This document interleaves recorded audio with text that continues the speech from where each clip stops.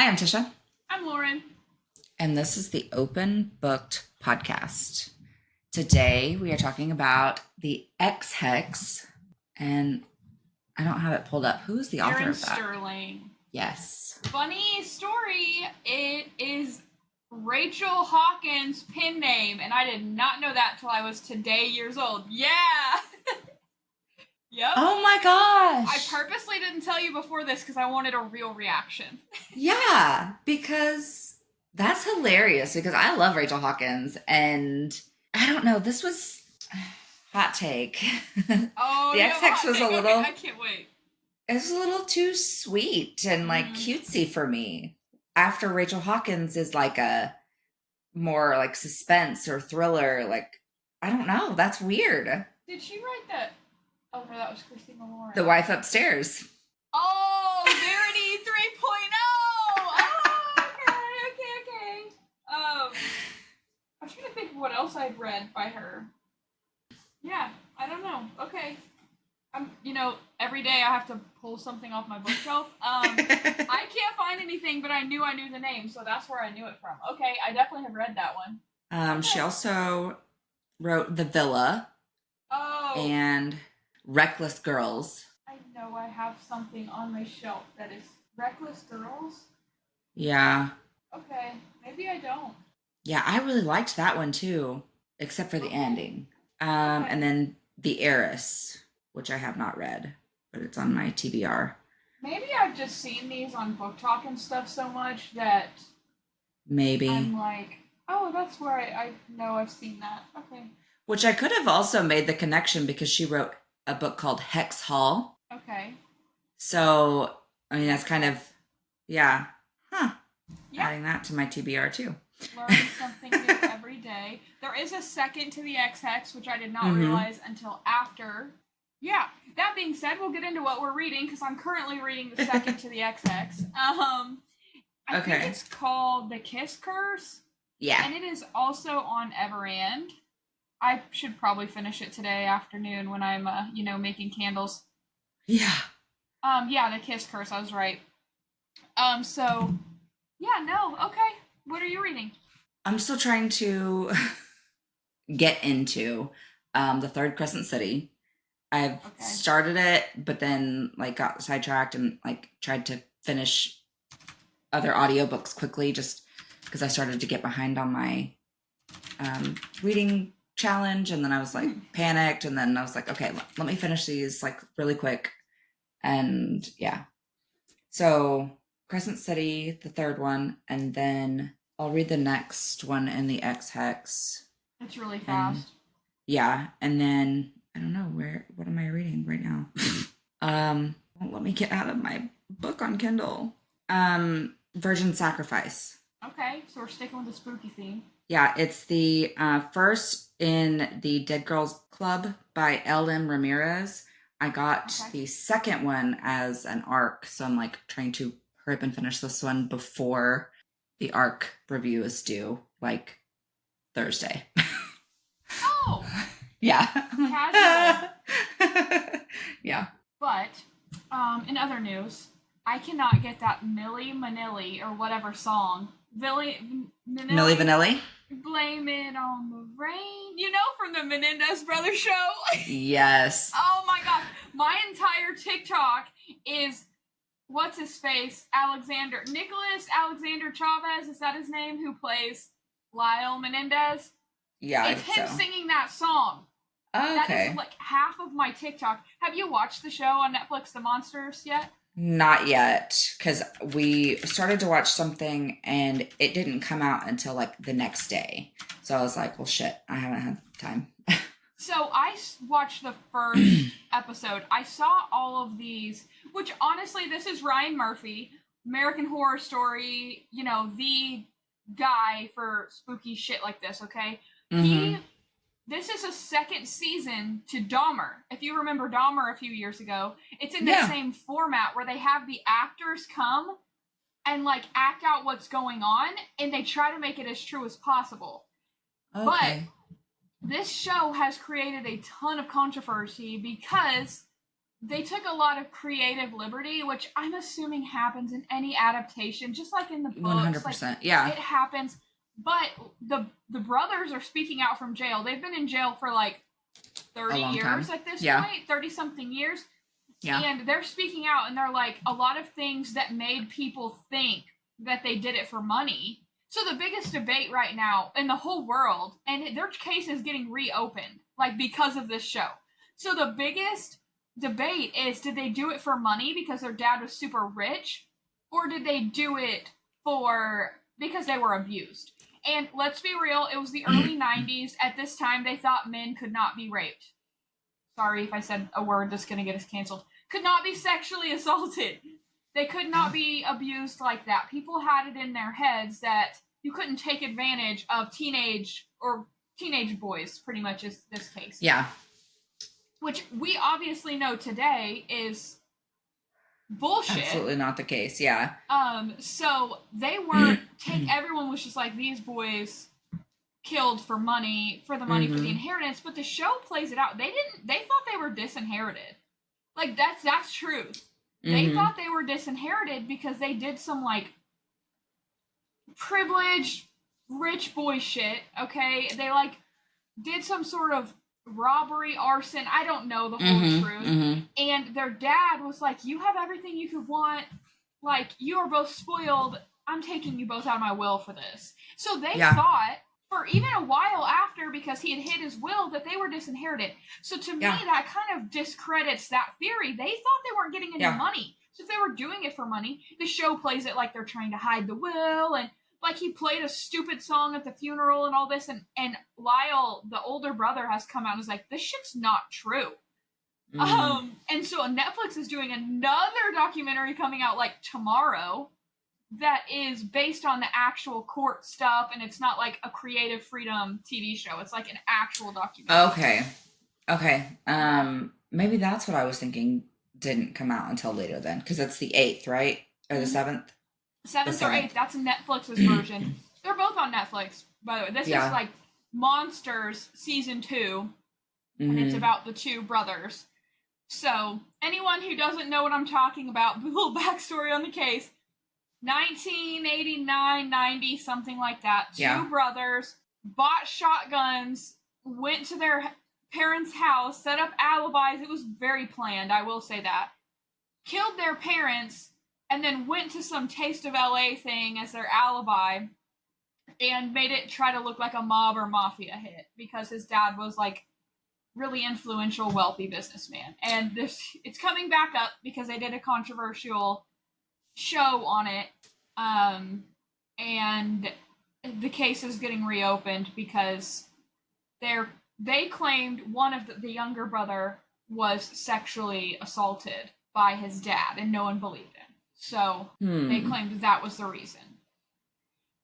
And if you look, all the people, I'm not interested to watch the actual documentary, but based on the show, there's several sources that were very close to the family that were like backing that were like, yeah, like he would be in the room with him and you couldn't go in, like you couldn't go in after he left, like they stayed in like just things like that. And I'm like, okay, why were we not flagging this in the 80s?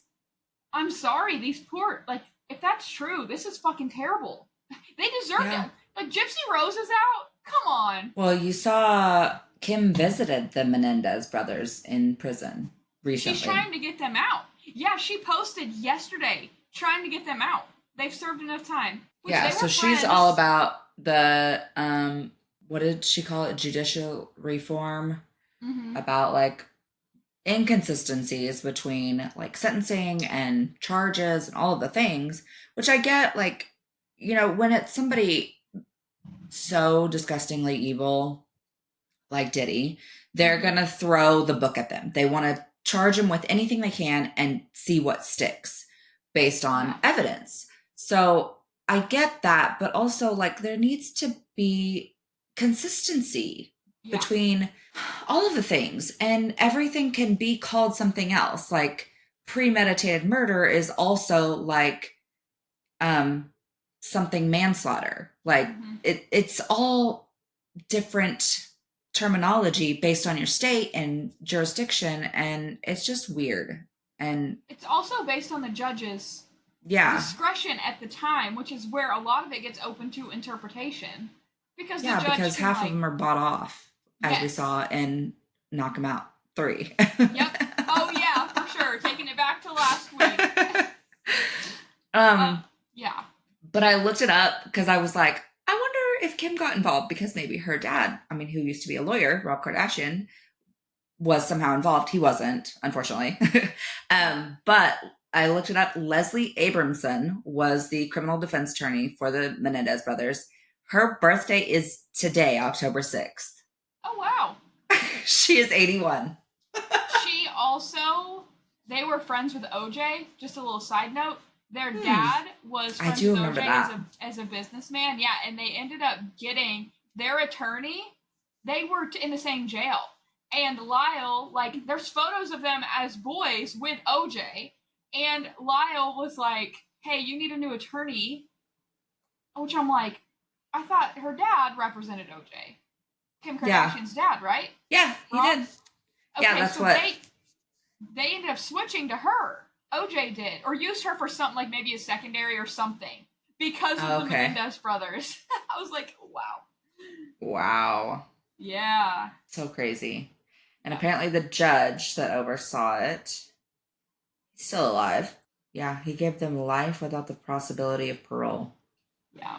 And he specifically said the abuse excuse argument could not be used because that's what they said. They were abused. And he's like, we're not going to allow that to be your, like, reason for killing your parents. Sorry. Which is horse. There was even, like, the older brother never said he was sexually abused, but there's, like, public instances where the dad has gone off in front of people and they were like, oh my God, this guy is nuts. Like, there was a tennis match. He stormed in the middle of the tennis match, lost it, fired the coach in front of everyone, and, like, took his son because his son sucked and just ate him up.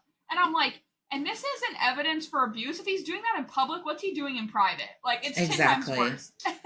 If they are that bold in public, they will do anything in private. Yep. And I think, obviously this was so long ago, but we've seen in the last 30 years that abuse like this in your childhood creates these monsters like them, like Dahmer, like John Wayne Gacy, like all of them.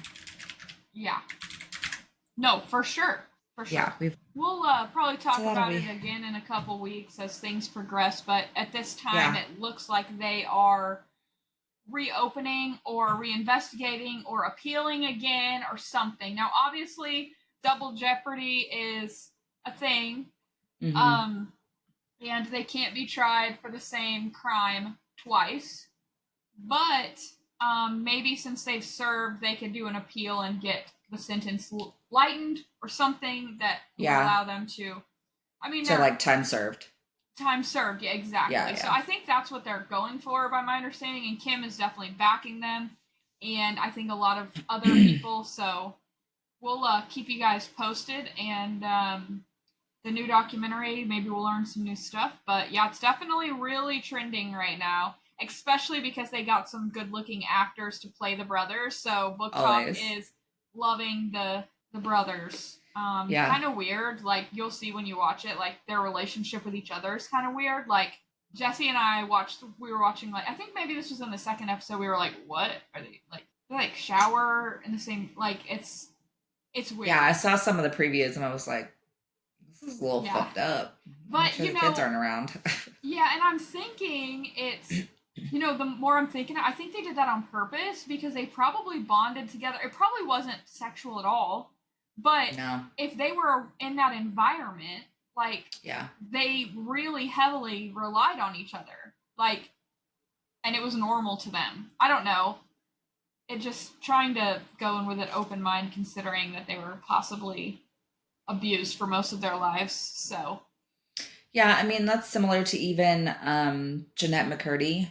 In her book, like, her mom was still bathing her, like, in the shower when she was, like, 11, 12.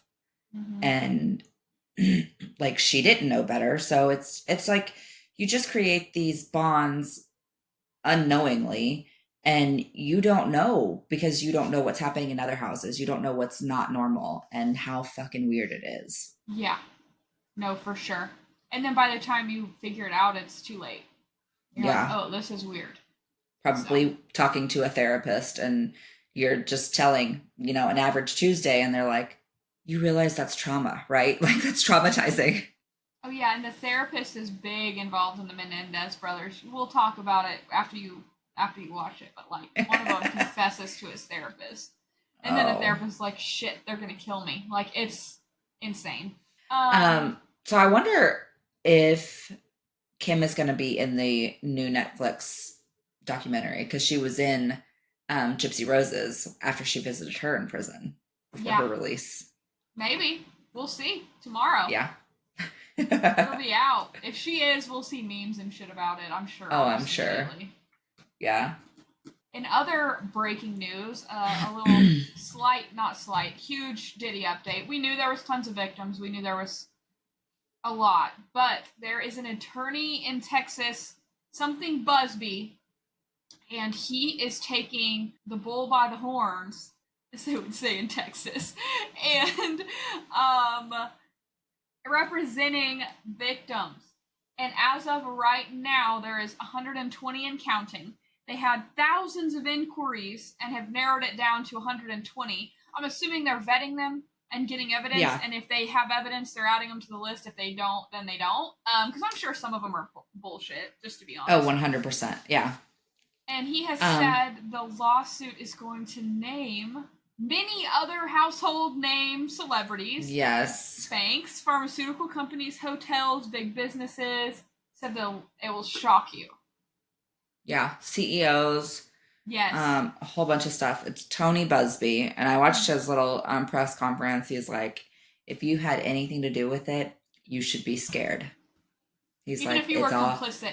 Yeah. He's like, even if you weren't actively involved, but you helped cover it up, or you helped just keep it a secret, or you turned a blind eye, you better be scared, because it is all coming out. He said, we've got 60 males and 60 females. He's like, we've kind of divided it evenly. And this is just the tip of the iceberg, you guys. Like, it's about to hit the fan, and everyone should be scared. I was like, fuck yeah, finally. Yes, go off. And it's also, I heard a lot of different ethnicities. I was wondering if it was heavily targeted, like, young white boys, based on what the media is portraying, right? Of course, but, it's, all different ethnicities, both genders, it's all that. I'm like, wow, okay, we are not picky. I think he broke it down, and it was, 60-something% white, but then it was, 20% African-American and Hispanic, and then 4%, 3% or something Asian too. I was like, fuck. And I wonder too if it's he got different preferences for different of his friends for these freak off parties. That's where my head went. It may not be, because we heard he was gay. Maybe not gay, but whatever. We don't care if you're gay or not. But he was sexually abusing boys. Mostly men, yeah. Mostly men and boys. And so I was surprised about all the female, but then I started thinking that it's probably because of, all of his friends. He's just getting whoever they want. I picture it like a brothel service, which is absolutely terrible. But I bet that's what it was like, honestly. So, anyways, that's coming soon. Said they got 12,000 calls in just 24 hours on that hotline. That is insane. I'm sure they're having to put together a lot to actually... But when they file the lawsuit, it'll be public. And you bet your ass I'm going to be reading that shit. Hundreds of pages. Hundreds. Because they're going to have to put information, dates, all the details, locations, evidence. Got to be fucked up. Yeah. I bet they're pulling phone records. They're going through social media, messages. They're probably going through everything. Oh, yeah. But this got people talking of who the Diddy of country music is. And before this even came out this week, Tisha, everyone was saying it was Garth Brooks. And I was like, no freaking way. No. Yes, I'm devastated. And then, boom, huge rape allegation comes out. Now, let's be real. It could be not true. It could 100%. very well be not true. Based on what I've kind of heard, it seems pretty legit. But, you know, Amber Heard, Johnny Depp, we learned from that. Not every time anyone makes a crazy allegation that it's true. So, yeah, apparently it was very violently described and specific. So I'm like, either this girl has a very creative imagination or this really happened. Like every writer that we read. Yeah, like she could have read too many books like us. I don't know. But yeah, no, it's pretty vicious. It's his wife's makeup artist that would travel with them. So there's definitely time and place opportunity. But yeah, I will keep you guys posted as more comes out on that. Obviously, we both talk about concerts all the time and are very heartbroken because Garth Brooks still lives on as the best concert I've ever been to, in my opinion. And I never got to go, and I'm devastated. He's canceled now, girl. Because this is not his first, it's not the first allegation made against him, and that's what makes it more real for me. Yep. And I hate it. Have you heard the serial killer thing? Yes. I don't know. That. Do I even think it's him? No.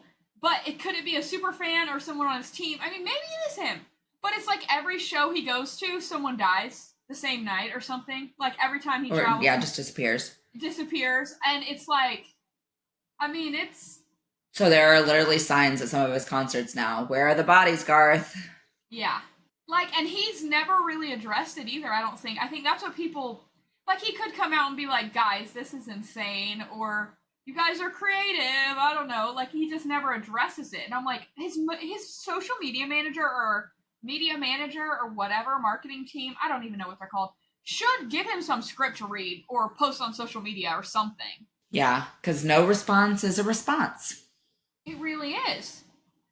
You can't just ignore it, especially when you're like one of the most popular country singers of all time. Yeah.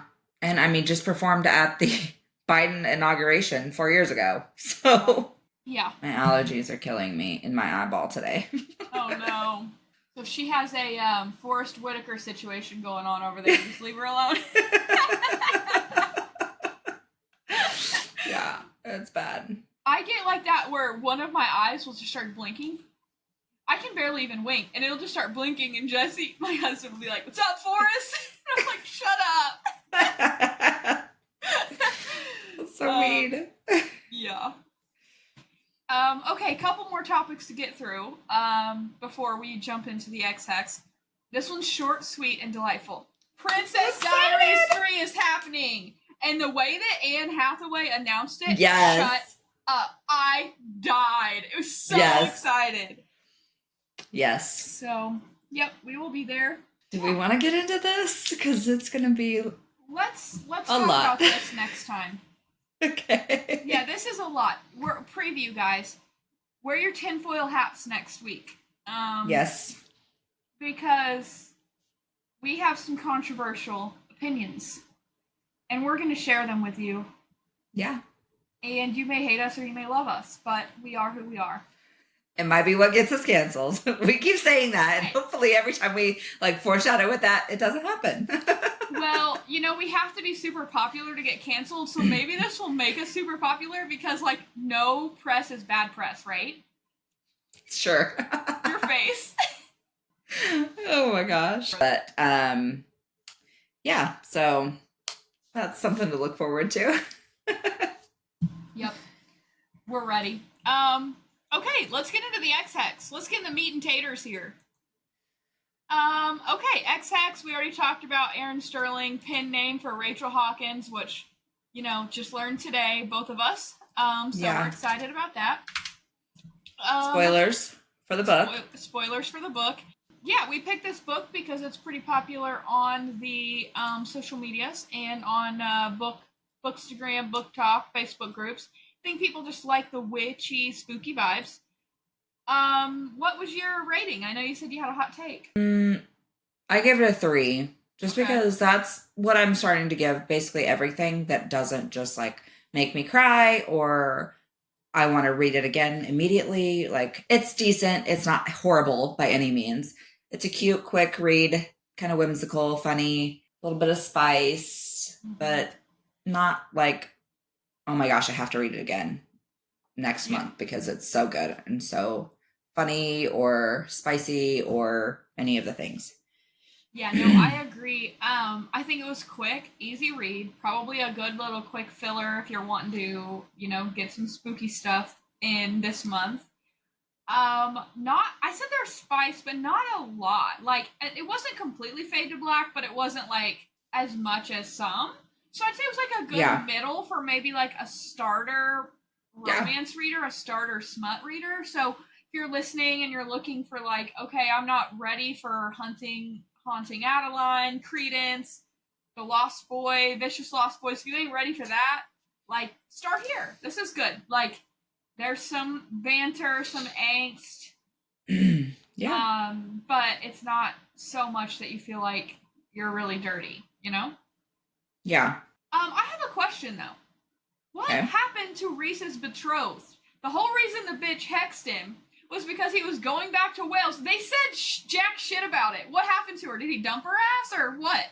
That's what I'm thinking because like he was betrothed. Obviously that's chosen by his parents or dad in this case. I don't know. She just fucking vanished. I'm like, did you do something to her? Did you just break it off? There was no like detail of that. Yeah, no, there wasn't. And I'm almost done with the second book and it's still not addressed because I thought that. And then when the second book popped up like to read next, I'm like, oh, okay, they're going to address it here. The second book isn't even about them. It's about the cousin. Okay. I kind of thought maybe. Yeah, it's about her cousin and another gentleman. And so I thought maybe they'll like address it in some way. I have an hour left and they haven't, so I doubt they do. Yeah. But I'm just wondering what happened to that. Like I feel like it's kind of a plot hole. Yeah. Maybe we need to Rachel, Erin, be like, hey, what happened? Just to wrap that up for me. Yeah, just like a quick little answer would be great. Yeah, so don't know about that. I will say I want to visit this town. It sounds super cool. Yeah. It gives it's Salem vibes. Yeah, that's the kind of vibe I got from it, especially because they do, the town. It's like a fall festival, basically. Yeah. And he has to come and like recharge the lines and blah blah blah. And yeah, I don't know. Is it northern Alabama or northern Georgia? Georgia, I thought so because he flew into Atlanta and drove up. Yep. Yeah. So, I mean, obviously, southern little town, and I'm trying to think, everywhere I've been in Georgia just very much gives you that, like, down home feeling. So, even being somewhere that would have a cave, like, I can imagine it just being very cute and rustic feeling, like, old-timey.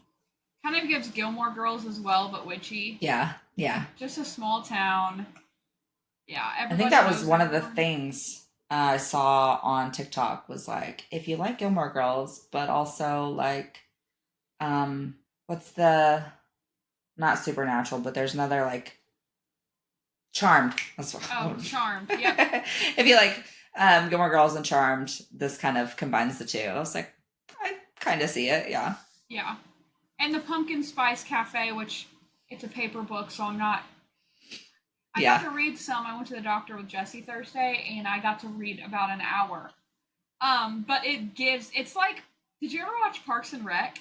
Yes. So when they'd have those ridiculous town hall meetings, and like everyone would complain about the stupidest shit?